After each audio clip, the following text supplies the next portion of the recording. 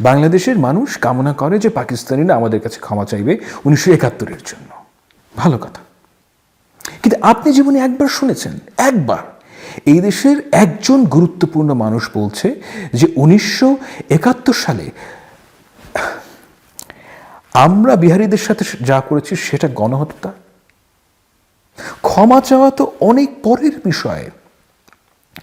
আমাদের মেইন স্ট্রিমে তো স্বীকারই করা হয় না যে বিহারীদের উপর গণহত্যা হয়েছিল।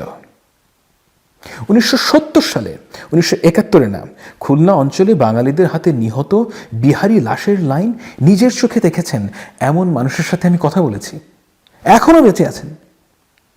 আমি প্রথম ঢাকার জেনিভা ক্যাম্পে গিয়েছিলাম 1997-98-এর দিকে। ওখানে গিয়ে আমার মনে হয়েছিল মানবেতর শব্দটার তলদেশটা অ্যাকচুয়ালি ঠিক কোথায় আমি ঠিক জানতামই না।